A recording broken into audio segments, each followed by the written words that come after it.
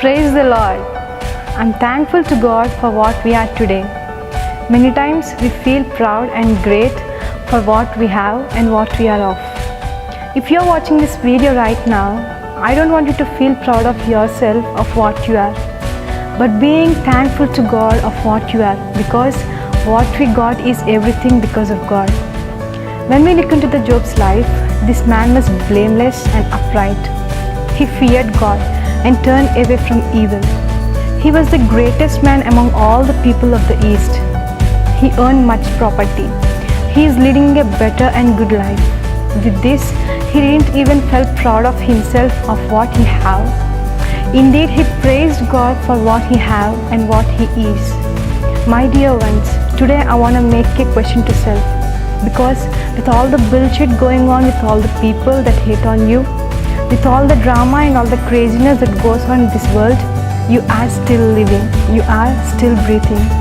Today, are you in a position to praise God for what you have considered?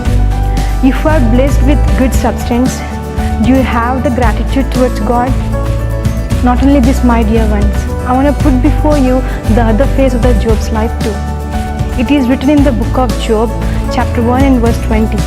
At this, Job got up and tore his robe and shaved his head. Then he fell to the ground in worship and said, "Naked I came from my mother's womb, and naked I will depart.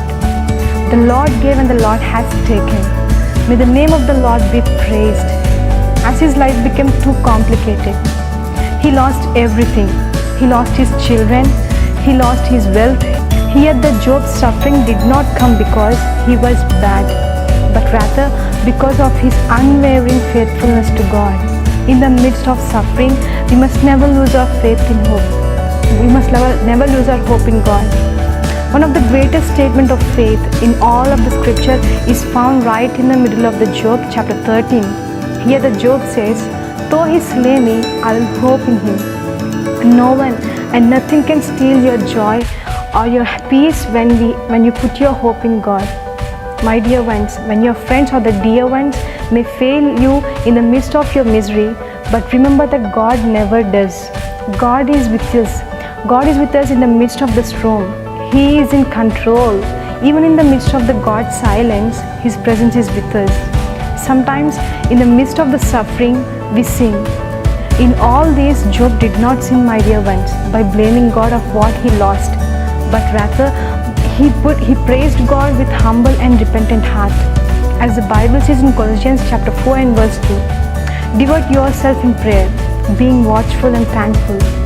Be thankful to God of what you are, my dear ones. Be thankful of what you are.